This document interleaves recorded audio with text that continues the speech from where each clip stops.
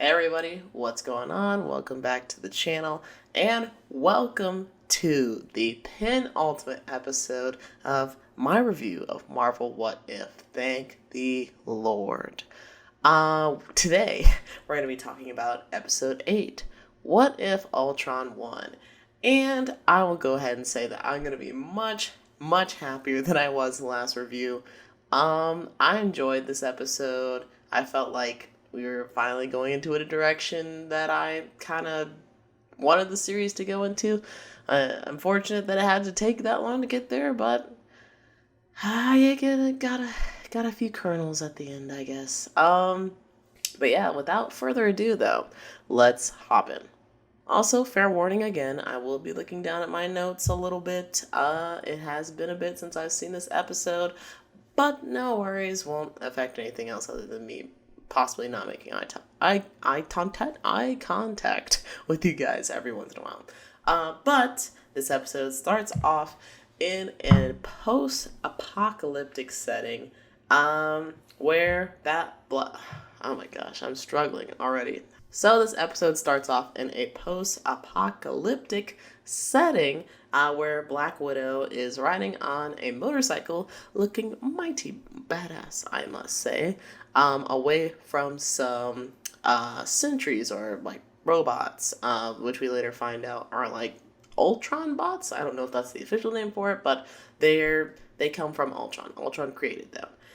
So we see that happening with Nat on one side of the area, I guess, and on the other side, Clint, he's looking like he's gone like full Mad Max, like this is the apocalypse, now is my chance. He's got like a mohawk, he's got one prosthetic arm, which it's not really explained in the episode what happened to his other arm, but doesn't matter, he pulls the bow just fine. So he's dealing with Ultron bots using invisibility cloak, all that craziness, to have like a pretty punchy start to the episode, which was a relief after being disappointed by the last one, and that's where I'll end that.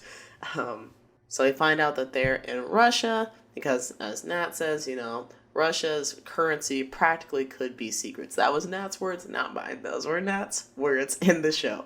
And so she takes Clint down to this, I don't know. I don't really know. It's like a base full of files, like actual physical files, because they're harder to hack, impossible to hack even, and even harder to steal with all the security measures that used to be in place. Now the security is kind of decrepit, so if you know where it is, you can walk in, grab a file. The hard part is, though, finding the file that you need, and with it looking like I don't even remember, Raiders of the Lost Ark? An Indiana Jones movie with like huge hallway with just files and files and files and artifacts. That kind of scenario, it's going to take a while to find the right one. So while Nat and Clint are doing that, I believe we get a flashback as to how everything kind of led up to this point. I guess Nat and Clint are kind of talking to each other, giving us the background, but kind of just like remembering for them. And this produces quite possibly one of the best Marvel clips to come out of the entire series, which is Ultron, or no, actually, it starts out with Thanos. He's gathered most, if not all, of the Infinity Stones. Ultron senses something. I don't know. He shows up. He makes a portal, shows up. Thanos is like, yo, what's up, bro? Ultron's like, ooh, Infinity Stones?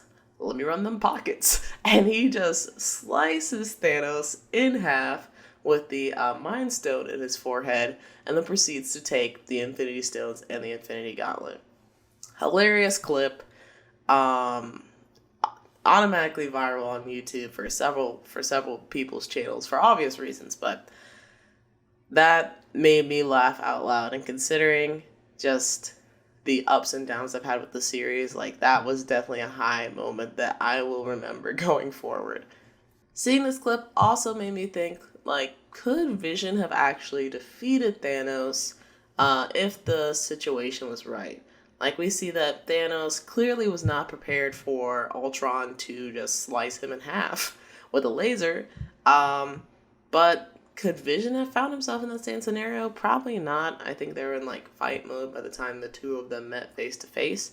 But I don't know. Vision was definitely holding back because we've never seen him do anything like that in the MCU. So that would have been like an interesting what if. What if Vision finally snapped and just started cutting people in half? I don't know. But anyway, after taking the Infinity Stones, Ultron, just starts killing life on all planets because he thought that Stark's directive to bring peace to the universe. He's like, yeah, well, the only way we can do that is to get rid of all the idiots, and the idiots includes everybody that's alive. So he just kills life on all planets. So we have listed Asgard, Sovereign, Ego, and Xandar with little montages of all of them being conquered and decimated, pretty much. And we also had to get another clip of Captain Marvel getting bodied by somebody, and yeah, I don't know what it is. It's like Captain Marvel has to get bodied in the series, and Tony Stark has to die. Apparently, that's the two patterns I'm getting out of this, unfortunately. But I guess it's business as usual at this point, so it doesn't really faze me too much.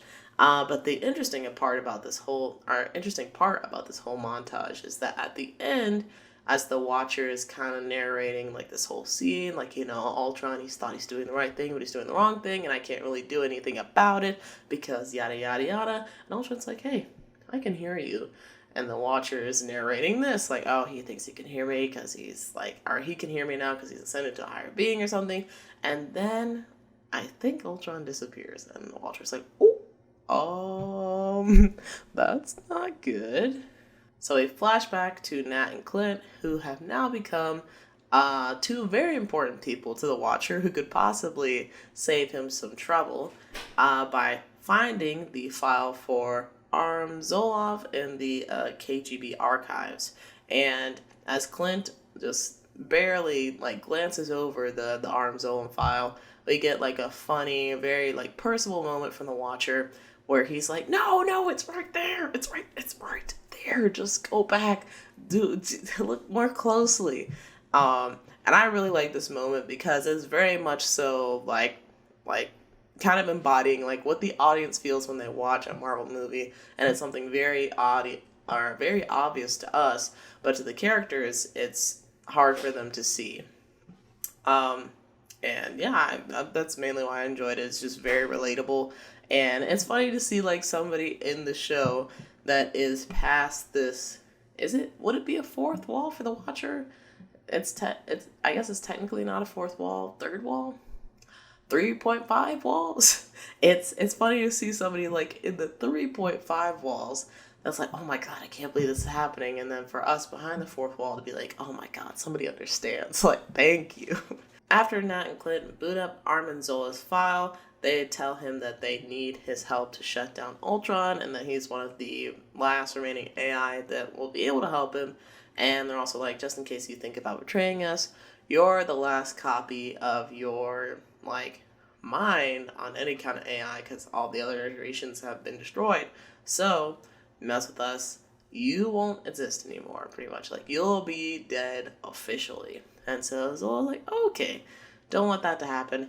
I guess I'm working with you guys. So they download him onto, I think a flash drive. They go find some Ultron bots, plug him in, or really, Hawkeye shoots the flash drive into the eye of one of the Zola bots, and plug him in, download. Then he's able to control it. They cut off its legs so that way he can't just run off or try to attack them. He's like, wow, you guys really trust me? And they're like, yeah, well, had to do what we had to do. And from there, they try to figure out a way to connect to Ultron's central satellite or central nervous system thing. The thing that's controlling all of the other little Ultron bots. If they're able to connect to the center, then they can possibly eliminate that connection for one, and then maybe even manipulate Ultron in some way and maybe try and stop him. as they're trying to do this, they figure out that they can't connect to the mainframe, I guess. That's the word I was trying to look for, which is Ultron, because Ultron is not in the same, he's not on planet, he's not in the same world. And the distance between the connection doesn't reach that far, I guess. So as they're trying to climb out of the KGB archives and go back above ground, they find themselves in a sticky situation where Clint kind of sacrifices himself, but almost kind of is committing suicide at the same time. I feel like Clint probably could have made it out of there if he wanted to, but it was very clear from pretty much the beginning of the episode that he was just not happy with this post-apocalyptic life. Surprise there.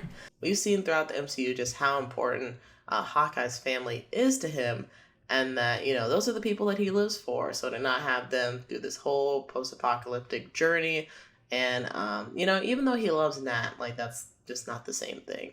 So he was probably about ready to go a long time ago, and at least going out this way, he went out in freaking style. Like, it was pretty epic, and definitely a moment that, like, I could see it being on a poster. If it's not already, then Marvel, that is a freaking sin, because the composition of that shot was incredible. But yeah, Hawkeye goes out, and Black Widow is the one to walk out of the pit for once. But even then, it's not, I don't know. I don't have a vendetta against Hawkeye, but it's just like the way that Nat went out, and then like nobody cared, and then like, you know, Hawkeye is one of the least favorite Avengers. It's just, I don't want something to happen to him, but when things do happen, I'm just like, that's what you get. I don't know. Does anybody else feel that way? Like, I know one person from Geek Vibes Nation, which is another podcast that I talk with, they feel similarly. But do any of you feel that way? Am I the crazy one? Crazy for this specific thing. I know I'm crazy for lots of things, but this specific thing, is this crazy? Let me know. Moving on. As the Watcher is watching all of this transpire, he hears a little knock knock on his door. Not literally, but Ultron busts in. He's like, I finally found you. Oh my gosh, I had to go through so many different dimensions, but now I got you. And he proceeds to just like whoop some booty. And I think Ultron also asks the Watcher like why he just watches when all this chaos and destruction and death happens, and the Watcher gives the same excuse, like, I can't intervene, this is the way things are supposed to be. And Ultron does what probably a lot of us would have done in this situation, just like, shut up, catch these hands. So they proceed to fight, and for a little bit, the Watcher is taking a beating. But after getting kicked through like 5 different fighting stages, like it's a fighting game, the Watcher finally puts on his armor, and it kind of looks like he bulks up a bit when he does. And they proceed to fight for real. Unfortunately for the Watcher, though, the fight doesn't really change much, and he's just getting beat up in cool armor now instead of in a robe. And so the Watcher's like, yeah, this isn't working out for me. Let me call some backup. And that's where the series is finally starting to merge together, where he's calling on, well, we don't see him call on everybody just yet, but he goes to Strange Supreme's dimension and says, hey, you know how I said you were going to be imprisoned and alone for a really long time? Well, maybe there is a chance that I can make something work for you. And Strange Supreme's like, oh, I want to hear you beg. Like, this is great. You know, after being alone for so long, I'm sure any kind of interaction would have been great for him. But yeah, and that's how the episode ends. Very interesting, very fitting. I didn't feel like I was just starting to get to the good part and then it got cut off. Of course, this is kind of like a 2-parter kind of thing where it will be followed up with the next episode. Whereas previous episodes, like the Marvel Zombies episode, it was just starting to get good. It got cut off. And I knew that we weren't really going to return to that moment in time, which is where I felt more disappointment rather than knowing that we were going to keep going with the story. If that makes any sense. I don't know. I started to confuse myself halfway through that explanation. But yeah, I very much so enjoyed this episode a little bit more than the past few that I've reviewed, at least if I'm remembering correctly. It's definitely one of the better ones out of the series, but it is working with, some penultimate stuff, and Marvel has been pretty solid on at least the penultimate episode and the finale. The finales are usually good. They don't always feel very final. But with with this series, I should say, it definitely, the final does live up to the hype, which wasn't super high to begin with, but it was a good ending. I can say that. It was a good ending. I think that's pretty much all I have to say about this episode, but what did you guys think about the penultimate episode of What If Season 1? Did you enjoy it? Did you not like it? Did it live up to expectations? Did it fall below them? Were you looking forward to seeing something else? Let me know all that in the comments down below. I'm pretty curious just because, it's been, I don't even know how many months. I don't even want to embarrass myself by saying, but now that we've had some distance between the series and we've had some moments to reflect, I'm wondering if your perception of the series has gotten higher, I guess, and you like it more than you did after initially watching, if you like it less than you did after initially watching, or whether you're kind of just waiting for season 2, which I don't even know will come out this year. Yeah, I'm going to wrap things up here. So if you like the video, make sure to hit the like button, subscribe, so that you can get notifications on my next upload. You definitely don't want to miss my thoughts on the finale of What If, because oh my gosh, I'd probably be so hyped on that episode just for the fact that I won't have to review the series, or at least season 1 anymore. Not that it's been terrible, but I just feel like it's been a long time coming. It literally has. So yeah, I'm looking forward to doing that, and looking forward to finally moving on to talking about some anime, because there have been some excellent things to come out last year, especially, that I didn't get to talk about. So we definitely will be doing that, and get into some a live stream for Hawkeye and a live stream for Moon Knight once the series, or season 1, has concluded. But yeah, other than that, no other plans, at least that I will be talking about, because I have to figure out my whole life right now. But yeah, that's it. Fine, that's it that I will say in this video. I probably said it like 3 or 4 times at this point. But hope you all have a nice evening or night. Whatever's enjoyed. I will see you all in the last review for What If, and for many more videos. Alright, peace.